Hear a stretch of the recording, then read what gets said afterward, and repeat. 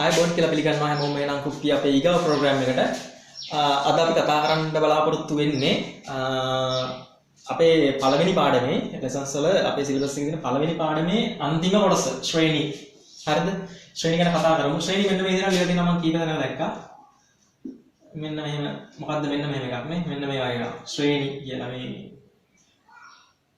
Capital නියන්න වගේ. හරිද? මම මේ විදිහට කතා කරනවා. හරිද? ශ්‍රේණි. මම දන්නේ මොකක්ද නයන් නම්බරක් නයන්න. හරිද? ශ්‍රේණි. හරිද?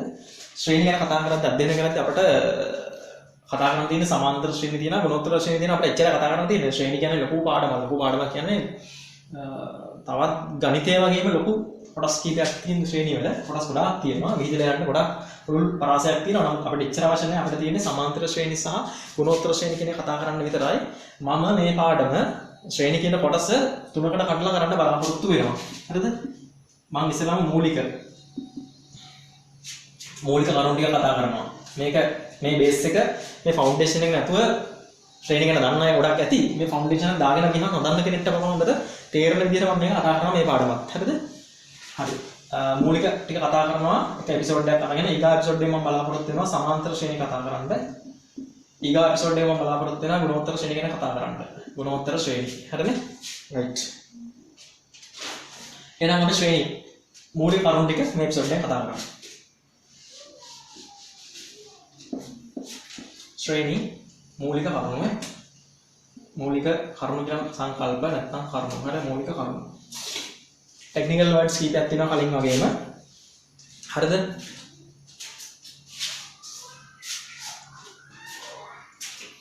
හරි කටිය පාඩම බලාගන්න. ශ්‍රේණි ගැන කතා කරද්දී ශ්‍රේණි වලට ඉස්සෙල්ලා මම මෙහෙම කියන්නම්කෝ. රටා ගැන කතා කරමුකෝ. රටා ඔයගොල්ලෝ දන්න රටා මොනවද තියෙන්නේ? එක එක වර්ගයේ රටා තියෙනවානේ. රෙද්දක් ගත්තා සමහරවල් රෙද්දේ රටා තියෙනවා. බතික්‍රදී වල එක එක රටා තියෙනවා. විවිධ රටාවන් වලට අනුව තියෙනවානේ. කුරුල්ල සමහර රටාවකට යනවා. හරිද? අපිට දකින්න පුළුවන් රටා මොනවද? පාරේ රේල් පාරක් තියෙනවා නම් සිල්වර කොට තියෙනවානේ. රටාවට අතුරුලා තියෙනවා ඒවා. පාරේ ගල් අල්ලලා දෙනවා රටාවකට. ටයිල් අල්ලනවා රටාවකට. හරිද? ඒ වගේ විවිධ රටා තියෙනවා පරිසරයේ අපි දකිනවා. නමුත් අපිට අධ්‍යයනය කරන්න තියෙන්නේ ඒ රටා නෙමෙයි සංඛ්‍යා රටා තමයි අපිට අධ්‍යයනය කරන්න තියෙන්නේ. හරිද? අපි එනවා එහෙනම් ඒ රටා අමතක කරලා දාලා සංඛ්‍යා රටා වලට එනවා. සංඛ්‍යා රටා මොනවද තියෙන්නේ? 2 4 6 මේ වගේ එකට රටාවක් කියලා කියන්න පුළුවන් නේ. 6 8 හරිද? රටාවක් කියලා කියන්න පුළුවන්. ඇයි රටාවක් වෙන්නේ? කිසියම් ක්‍රමානුකූල නිශ්චිත පිහිටීමකට අනුව සැකසීලා තියෙන ඉඳ තමයි අපි ඒවට රටාවක් කියලා කියන්නේ. නිකන් ඔහේ තිබ්බන සංඛ්‍යාවට රටාවක් කියලා කියන්න බෑනේ. නිශ්චිත පිළිවෙලක් තියෙනවා. නිශ්චිත පිළිවෙලක් තියෙනවා මට ලස්සනක් තියෙනවා නේ. අන්න ඒකට තමයි රටාවක් කියලා කියන්නේ. හරිද? දැන් ඔයගලන්ට මතක ඇති මෙහෙම 2 මෙන්න මෙතන මැද්දේ සංඛ්‍යාව ලියන්න. ඔය ශිෂ්‍යත්ව මන්දිරවල එහෙම තියෙනවා. හරිද?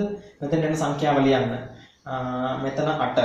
ඊට පස්සේ මෙතන 12 4. හරිද? මෙතන 4 කියලා තමයි 4. හරිද? මේක රටාව හොයන්න කියලා කියනවා. ඒ රටාව මොනවද? 4යි 4යි 8යි. මේ දෙක 6යි. මේ දෙක තුන 10යි. 8යි 4යි 12යි. හරිද? මේ මොකද රටාව? මේ මැද්දේ පද හැදෙන්න දෙපැත්තේ පද දෙක එකතු වෙනවා. හරිද? අන්න ඒක රටාව. මේම රටත් නෙමෙයි අපි අධ්‍යයනය කරන්නේ. මේ රටාව හොඳ අර අභියෝගතා කුසලතාව වලට ශිෂ්‍යත්ව වලට ඒ වගේ ගණිත අභියෝගතා IQ ටෙස්ට් වලට මේ වගේ රටා හම්බ වෙනවා. ගවර්න්මන්ට් එක්සෑම් එහෙම ලියනවා නම් ඔයගොල්ලෝ දන්නවා ඉතින් මේ වගේ රටා තියෙන ඒවා දෙනවා. ඊට අමාරුව දෙනවා. ඒක රටාව අපිට තෝරගන්න තියෙන්නේ. නමුත් අපි අධ්‍යයනය කරන්නේ ඒ රටා නෙමෙයි. හරිද? මෙන්න මේ වගේ සරල රේඛීය තියෙන රටා තමයි අපි අධ්‍යයනය කරන්නේ. හරිද? හරි. අපි අධ්‍යයනය කරනකොට රේඛීය රටා. අපිට තියෙන මෙන්න මේ වගේ රටානේ 1 2 3 4. මෙන්න මේ වගේ රටා තමයි අපි අධ්‍යයනය කරන්නේ. 3 3 3. මේක රටාවක්ද? ඔව් ඒක රටාවක්. හරිද? කිසියම් නිශ්චිත පිහිටීමක් තියෙනවා. නිශ්චිත ආකාරයක තමයි සැකසීලා තියෙන්නේ. හැම පදයක්ම 3 3 3. මේක හැම පදයක්ම 1 ඊගා පදේ 2 ඊගා පදේ 3. මොකද රටාව? මේ හැම පදයකටම එකක් එකතු වෙලා ඊගා කලින් පදේට එකක් එකතු වෙලා තමයි රටාව හැදෙන්නේ. අන්න ඒ වගේ රටාවක්. හරිද? රටාව ටක් ගාලා අල්ල ගන්නවා. හරි. එහෙනම් රටාවක් නම් මොකක්ද තියෙන රටාවේ ලක්ෂණ?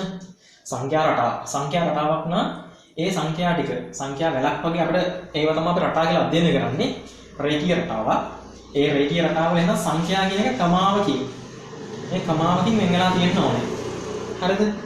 අන්න එහෙම එකක් තමයි සංඛ්‍යා රටාවක් වෙන්නේ. ඒ වගේම මෙන්න මේ කියන සංඛ්‍යා අතර කිසියම් සම්බන්ධතාවයක් තියෙන්නත් ඕනේ. මේ අතර සම්බන්ධතාවයක් තියෙනවනේ. මේකට එකක් එකතු වෙලා අරක හැදෙනවා. ඒ පද දෙකක් එකතු වෙලා ඊගාව පද හැදෙනවා. අන්න ඒ වගේ සංඛ්‍යා අතර කිසියම් සම්බන්ධතාවයක් තියෙන්නත් ඕනේ. කමාවකින් වෙන් වෙලා තියෙන්නත් ඕනේ. අන්න එහෙම ඒවට කියනවා අපි සංඛ්‍යා රටා කියලා. හරිද? හරි. සංඛ්‍යා රටාවක කට්ටි බලා ගන්න. සංඛ්‍යා රටාවක මෙන්න මේවට කියන කමාවලින් වෙන් වෙන මේ අයිටම්ස් තියෙනවානේ. මේවට කියන පද කියලා. අපිට වීජීය පද කලින් හම්බුණානේ. වීජීය පද නෙමෙයි දැන් කතා කරන්නේ මේ සංඛ්‍යා රටාවල පද. මෙන්න මේවට කියන පද කියලා නේ. පළවෙනි පදය, මේ දෙවෙනි පදය. මේක කීයද? 1 2 3 4. මේක හතරවෙනි පදය. අන්න ඔයාලට කියන පද කියලා. ඒ ස්ථානයේ දරන අංකයට හෝ පුද්ගලයාට හෝ දෙයට කියනවා පද කියලා. රටාවේ පද. හරිද?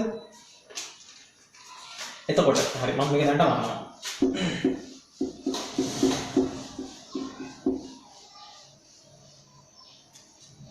සාමාන්‍යයෙන් රටාවක මුල් පද කිහිපය දන්නවා නම් හිතන්නකො මේවා 2 4 6 8 මේවා නිශ්චිත පිටි විවරණේ තියෙන්නේ. මුල් පද කිහිපය දන්නවා නම් අපට සාමාන්‍ය තීරිය තමයි මුල් පද කිහිපය දන්නවා නම් ඊගාව තියෙන අංක ටික අපිට නිශ්චය කරගන්න පුළුවන්. ටිකක් අමාරු මේ ලොකු අංකයක් කිව්වොත් එහෙම සාමාන්‍ය ඊගාව පදේ වගේ එක නිශ්චය කරගන්න පුළුවන්. මොකක්ද කියලා මේ රටාව බලන්නකො 2 4 6 8 ඕගොල්ලෝ ආයි අහන්න දෙයක් නැහැ. ඊගාව එක 10යි. හරිද? ඊගාව නිශ්චය කරගන්න පුළුවන්. හැබැයි ඔය තියරිය හැමතැනම ගැලපෙනවද? ගැලපෙන්නේ නැති මෙන්න මේ හේතුවෙන්. 1 2 3 කාටද කියන්න පුළුවන් මේකේ ඊගාව පදේ මොකක්ද කියලා? කියන්න පුළුවන් 4 කියලා. හරි වෙන්නත් පුළුවන් වැරදෙන්නත් පුළුවන්. ඇයි වැරදෙන්නේ? මේ මුල් පද තුනනේ. ඊගාව පදේ දෙන්නේ මෙහෙම නම් 1 2 3 4. ඊගාව පදේ මෙහෙම 1 2 3 4 5. ඊගාවට 1 2 3 4 5යි. ඔන්න ඔම රටාවක් නම් මේක දෙන්නේ. මේකත් මොකක්ද? මේක රටාවක්. හරි. ඔක රටාව. එහෙම වුණොත් ඊගාව පදේ 4 නෙමෙයි 1. අන්න වැරදුනා. හරිද? මේකෙත් නිශ්චිත ස්වභාවයක් නැද්ද? නිශ්චිත ස්වභාවයක් තියෙනවා. මේකෙත් සංඛ්‍යා අතර කමාවක් නැද්ද? කමාවකුත් තියෙනවා. අන්න මේකත් රටාවක් කියුණා. හරිද? නමුත් අපිට අධ්‍යයනය කරන්න තියෙන්නේ මේ වගේ රටාවක් නෙමෙයි. මෙන්න මේ වගේ නිශ්චිත ආකාරයෙන්ම ගණිතානුකූලව දක්වන්න පුළුවන්. මේක ගණිතානුකූලව දක්වන්න පුළුවන්. මේ රටාවට අධ්‍යයනය කරන්න නැහැ. මෙන්න මේ වගේ රටාවක් තමයි අධ්‍යයනය කරන්න තියෙන්නේ. හරිද? හරි. හරිද?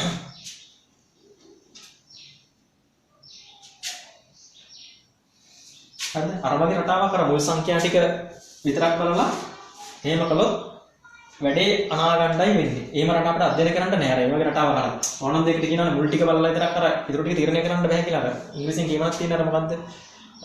don't judge your book on cover. හරි මොකක් හරි නම කතාවක් තියෙන අර පිට කවරෙන් මයින්ඩ් එපා කියලා පොත. ආන් ඒ වගේ කතාවක් තමයි එතනක් තියෙන්නේ. හරිද? හරි එහෙනම් අපි බලමු රටාවක්. එසේනම් ඔය වැඩේ එසේනම් රටාවක් නිවැරදිව විස්තර කළ හැකි වන්නේ කෙසේද? හරිද? එහෙනම් රටාවක් නිවැරදිව විස්තර කරගන්න අපට පුළුවන්.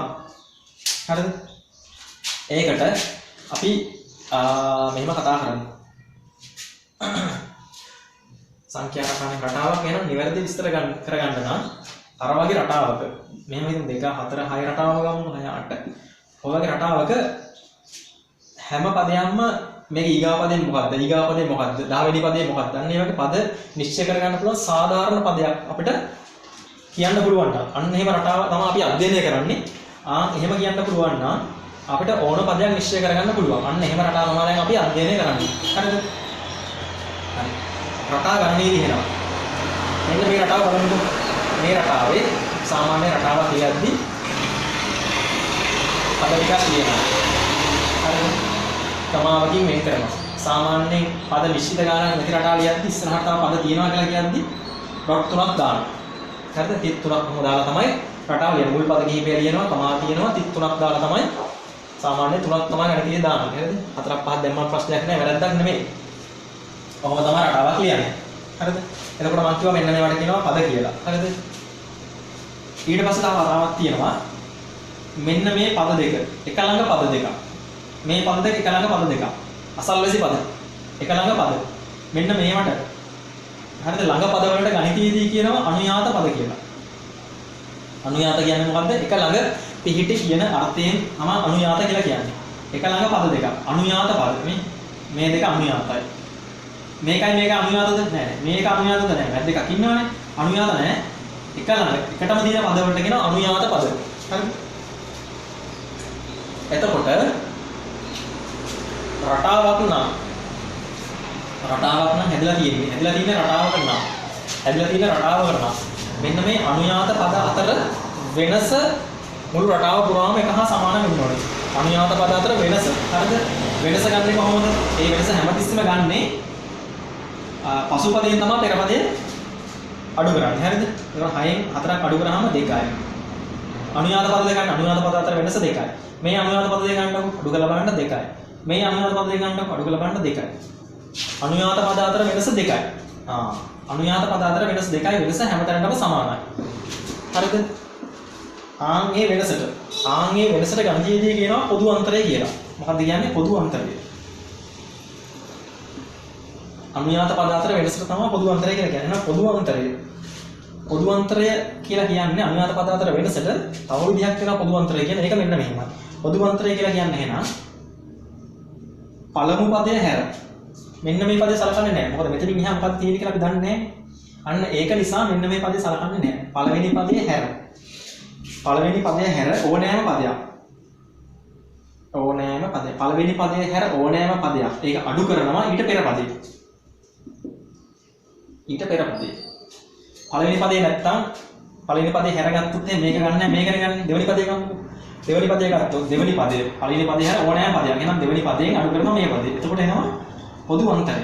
තුන්වෙනි පදේ ගත්තොත් තුනෙන් ඕනෑම පදයන්නේ මේකෙන් මේක අඩු කරනවා. පළවෙනි පදේ නෙමෙයි මේකෙන් මේක අඩු කරාම ඔන්න පොදු අන්තරය එනවා. මෙන්න මේ සූත්‍රය දාගත්තා නම් හරියට හරි. සූත්‍රයක් කියන්නේ මේක පොඩ්ඩක් මතක තියාගන්න විතරයි ඕනේ. පොදු අන්තරය කියන්නේ පළවෙනි පදේ හැර ඕනෑම පදයක් අරගෙන ඒකෙන් කලින් පදේ අඩු කරනවා. හරිද? මේ පැත්තෙන් මේ පැත්තට නෙමෙයි අඩු කරන්නේ මේ පැත්තෙන් මේ පැත්තට. හරිනේ?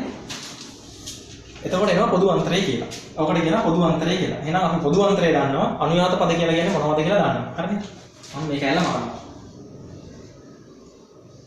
එතකොට අපි අධ්‍යයනය කරන්නේ පොදු අන්තරය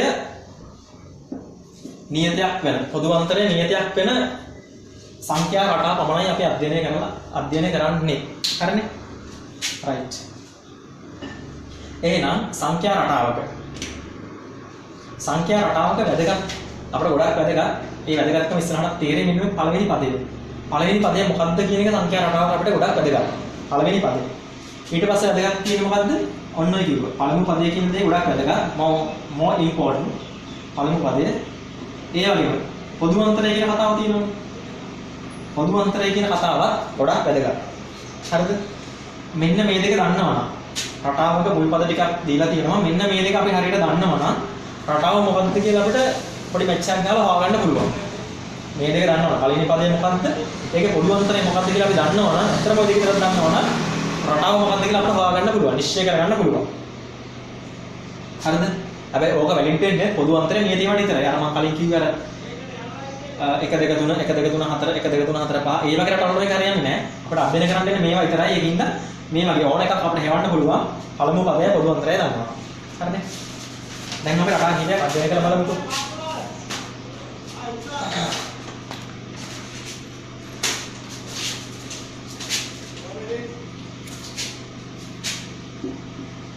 හරිද? අපි ගමු මෙන්න මෙහෙම රටාවක්. 5 11 5 තියෙන්නේ 5 11 17 23. හරිද? මේ රටාව සලකන්නකෝ. දැන් මම කියනවා රටා කියන එකට. රටා කියන වචනේ කැතයි. හරිද? ගණිතයේදී රටා කියලා කියන්න එපා. හරිද? මේ රටා කියන එකට මම කියනවා සංඛ්‍යා අනුක්‍රමයක් කියලා. සංඛ්‍යා රටා කියන එකට කියනවා සංඛ්‍යා අනුක්‍රමයක්. අනුක්‍රම. හරිද? මම මෙතනින් එහාට මෙන්න මේ කියන ටෙක්නිකල් වර්ඩ් එක තමයි යොදාගන්නේ. සංඛ්‍යා රටා කියන එක යොදාගන්නේ නැහැ. හරිද? සංඛ්‍යා රටාවට තමයි කියන්නේ සංඛ්‍යා අනුක්‍රමයක්. මෙන්න මේ කියන අනුක්‍රමය අපි සලකමුකෝ. ඔන්න රටා කියන අර 4 5 වචනයට සමුදේනවා. හරිද? දැන් කියන්නේ සංඛ්‍යා අනුක්‍රම. මෙන්න මේ කියන සංඛ්‍යා අනුක්‍රම සලකන එක 2 3 ඩොට් 3ක් තියෙනවා. මේකේ පළමු පදය මොකද්ද? පළමු පදය සමානයි 5යි. දෙවන පදය මොකද්ද? දෙවන පදය සමානයි 11යි. ඔය වගේ පද ටික ලියාගත්ත හැකිනේ. හරිද?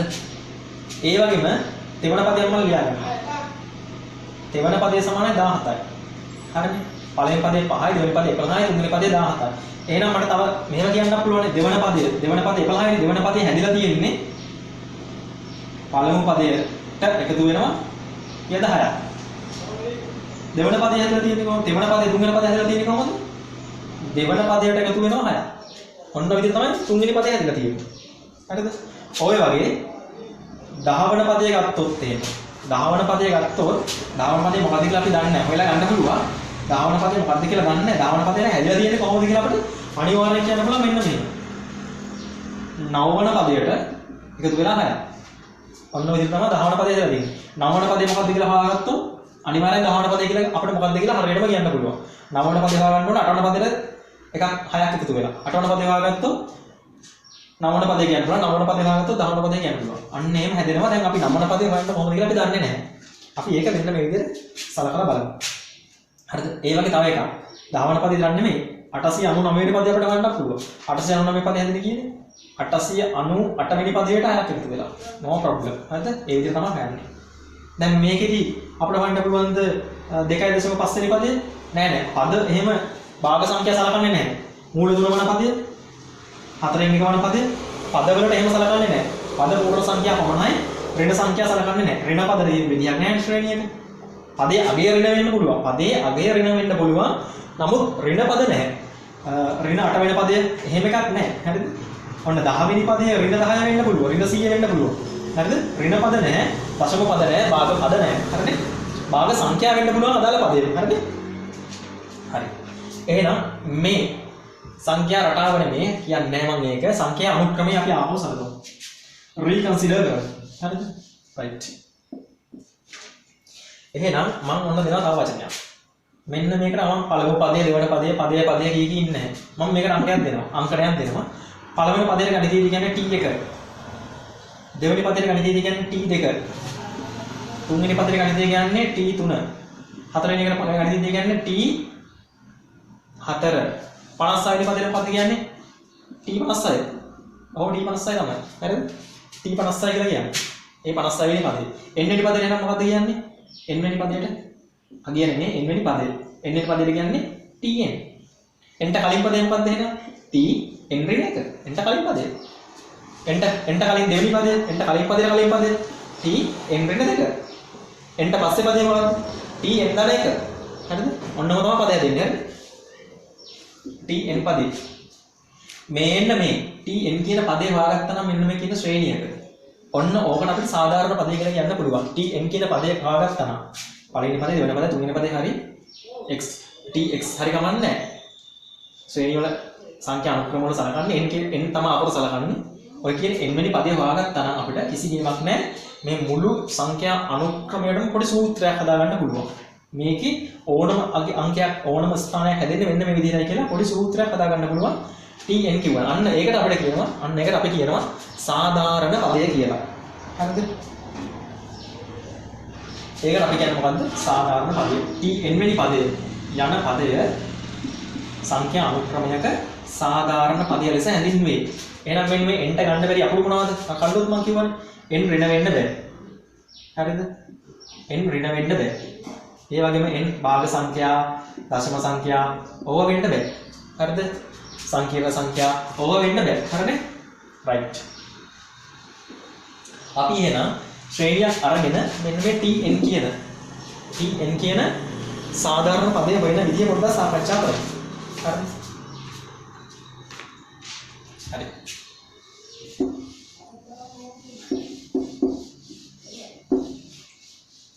අපි නඩ ඩෝංගල බලමු. සංඛ්‍යා අනුක්‍රමයක් සඳහා සාධාරණ පදය එහෙම නැත්නම් Tn සාධාරණ පදය ලබා ගැනීම. ඔක මාතෘකාවක් විදිහට තමයි අපි සාකච්ඡා කරන්නේ. සංඛ්‍යා අනුක්‍රමයක් සඳහා සාධාරණ පදය කියන්නේ මොකද්ද? Tn ලබා ගැනීම. හරිද? අපි අපේ සුපුරුදු ශ්‍රේණියම ගමුකෝ 5 11 ඊට පස්සේ මොකක්ද 17 නේ 5 11 17 23. ඔන්න කියන ශ්‍රේණිය සලකමු. මෙතන මේ හැරේ පොඩ්ඩක් දිලිසෙන ඉන්න මම මේක ආයෙ පොඩ්ඩක් මේක මාතෘකාව මකලා මේ ශ්‍රේණියම උඩින් ගියා ගන්නවා. පොඩ්ඩක් මට ඉඩ අවශ්‍යයි ඒක නිසා. හරිද? 5 11 17 23. හරිද?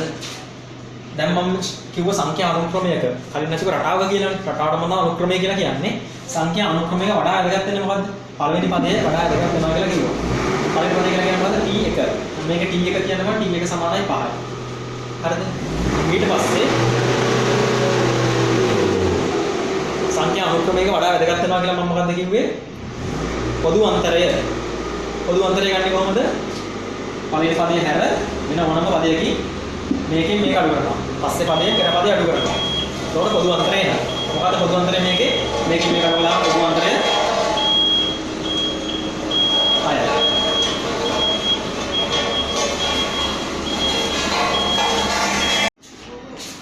හරියට පොදු අන්තරය 6යි.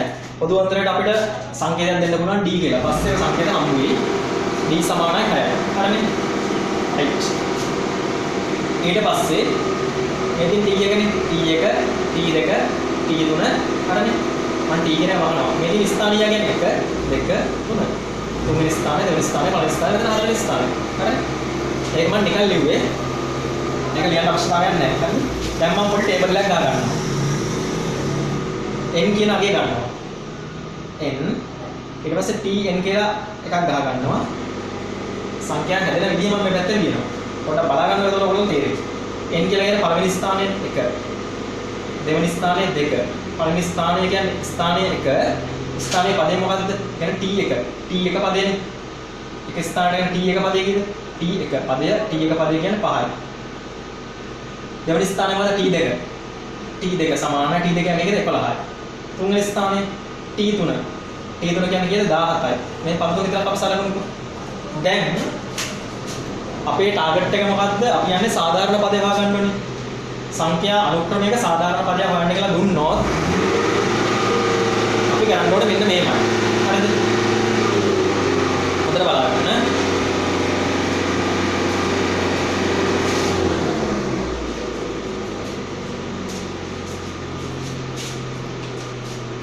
සාධාරණ පදේ වල කතාවක් දුන්නොත් අපි හදාගන්න ඕනේ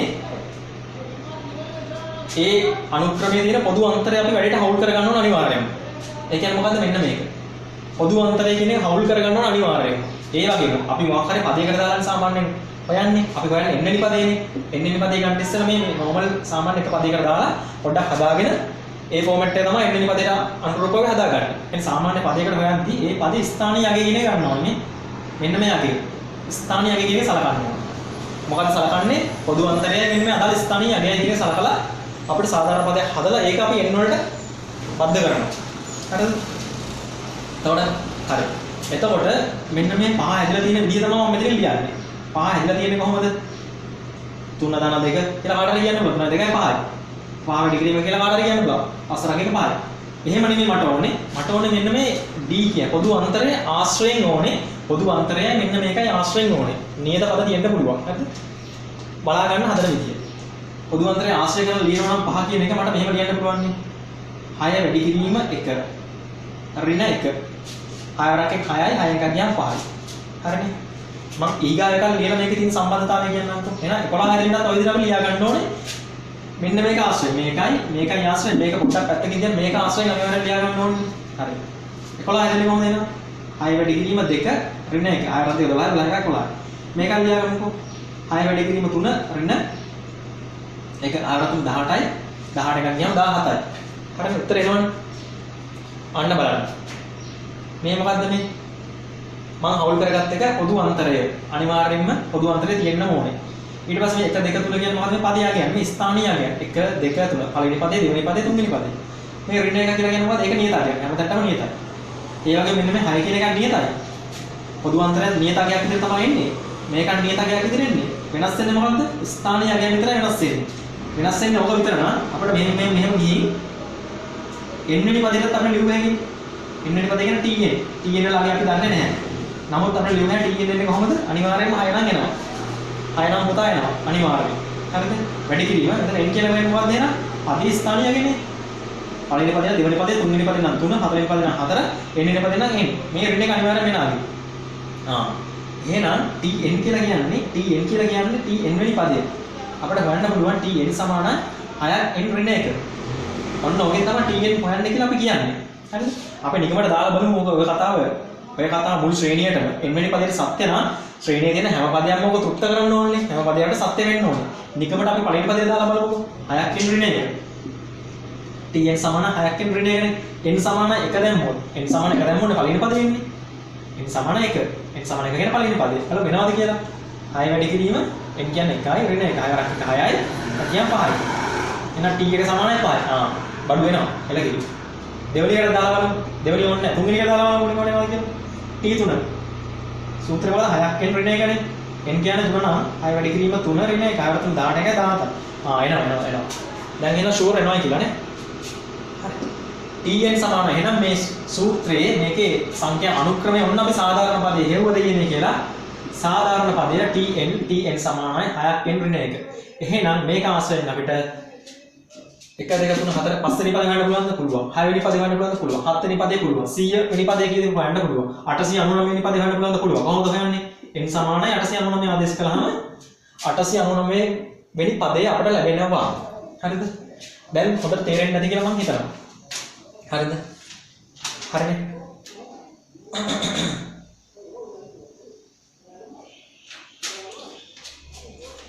මේක ඕනනම් වෙන පැත්තකින් හදන්න පුළුවන් මෙතන 6 නැතුව 5 වැඩි කිරීම නෑ. ඒක කතාව ඕනේ නෑ. වැඩි කතාව ඕනේ නෑ. මේක ඇති. නැත්තම් මොලේ කොලප්පන් වෙයි. හරි?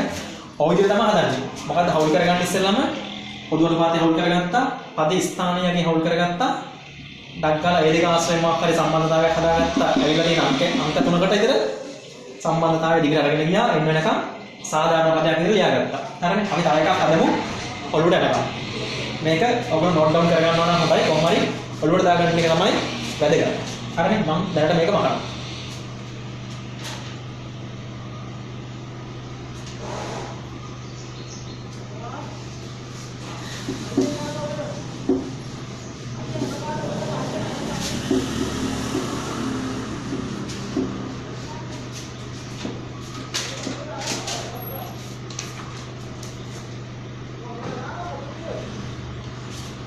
හරි.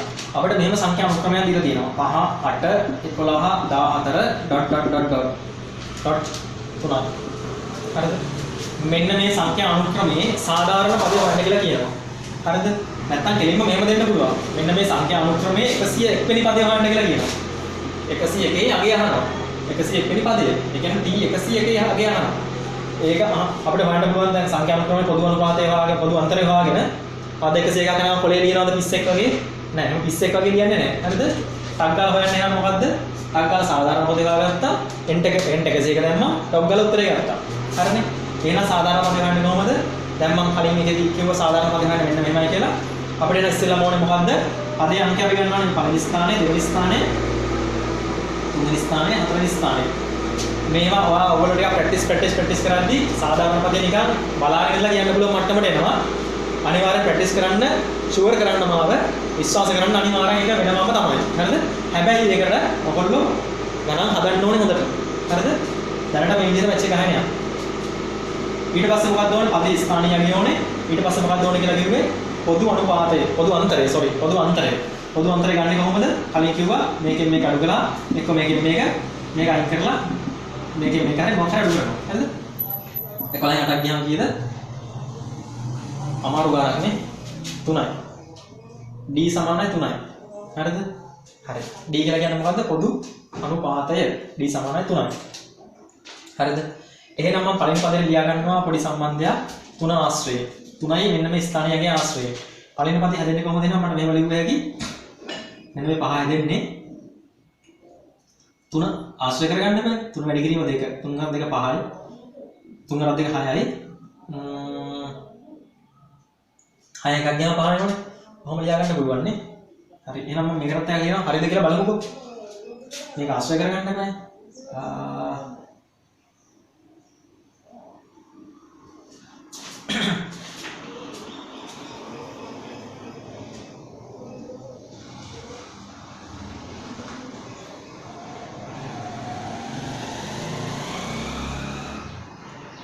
එහෙම ලියන්න බෑනේ 3 එකම 2 කියලා ලියන්න බෑනේ මොකද ස්ථානීය අනිවාර්යෙන් එන්න බෑ. හරි. 3 වැඩි කිරීම 1 කියලා එන්න ඕනේ. මොකද ස්ථානීය ගියත් එන්න ඕනේ. මේකත් එන්න ඕනේ. ඊට පස්සේ ඕන එකක් එකතු කරන්න ගන්න පුළුවන්. හරිද? 3 වරක් එක 3යි. දැන් 5 හැදෙන්න තව දෙකක් එකතු වෙන්න ඕනේ. හරි. ඔන්න මේ පදේ හැවුණා. දෙවෙනි පදයට අපි දාලා බලමු හරියද කියලා. 3 අනිවාර්යෙන් එන්න ඕනේ ස්ථානීය ගියත් එන්න ඕනේ. වැඩි කිරීමක් හරි බෙදීමක් හරි දෙන අනිවාර්යෙන් එන්න ඕනේ. වැඩි කිරීම තමයි ගොඩක් එන්නේ. හරිද? 3 කියන 2යි. 3 කරන් 2 6යි. ඔන්න 2යි. 6 2 8යි. හරි මේකත් හදමුකෝ.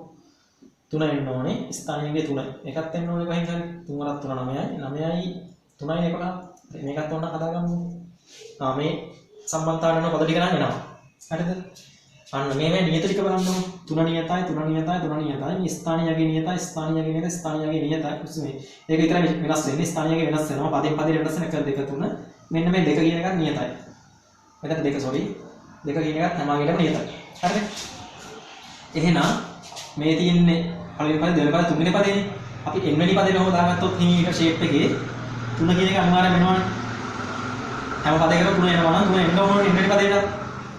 ස්ථානීයක වෙනස් වෙනවා. පදෙන් පදේට. පළවෙනි පදේ නම් 1, දෙවෙනි පදේ නම් 2, තුන්වෙනි පදේ නම් 3. හතරවෙනි පදේ නම් 4, 10වෙනි පදේ නම් 10, n වෙනි පදේ නම් n. ධන 2 කියන එක හැම පදේටම වෙනවනේ. ධන 2. එහෙනම් මේක දෙක ලියන්න පුළුවන් tn. tn සමානයි එහෙනම් 3ක්ෙන් ධන 2. මෙහෙම හෙව්වට නිකන් චුට්ටක් දාලා බලමු කොහොමද? ෂුවර් නැහැ නේ. මට ෂුවර් නැහැ. පළවෙනි පදේට මේක තෘප්ත වෙනවද කියලා බලමු. n සමානයි 1 දැම්මොනේ පළවෙනි පදේ n වලට 1 දාලා බලමු. 3 වරක් 1 3යි 2යි 5යි. තුන්වෙනි එකට දාලා බලමු n සමානයි 3 නම් තුන්වෙනි පදේ ඉන්නේ. n ට දානවා 3. 3 වරක් 3 9යි 2යි 11යි. හරි එනවා. ඔය ප්‍රති පදේ උනක් දාලා බලමු. ඒත් එනවා. හරි. එහෙනම් මේක තමයි සාධාරණ පදේ. එහෙනම් අපිට හොයන්න තියෙන්නේ සාධාරණ පදේ දීලා තියෙනවා නම් 101 වෙනි පදේ හොයන්න දෙනවා. n සමාන 101 දැම්මා මේක සුළු කළා 101 වෙනි පදේ උත්තරය කීයද කියලා දාන්න පුළුවන් ඩොට් දාලා. හරිද? ඔන්න ඔහමයි සාධාරණ පදයේ සංඛ්‍යා අනුක්‍රමයක හොයාගන්නේ. සමහරවිට දෙන්න පුළුවන් සාධාරණ පදය දීලා මේක මේ සංඛ්‍යාව කීයද කියලා හොයන්න පුළුවන්. දැන් අපි දන්නවා පදයක් හොයාගෙනම වැඩේ කරගන්න දන්නවා.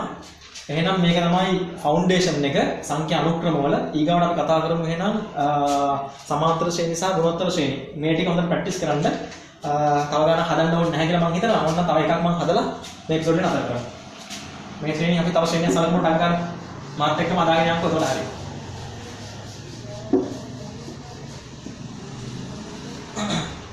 අපි ගමු මෙන්න මේ ශ්‍රේණිය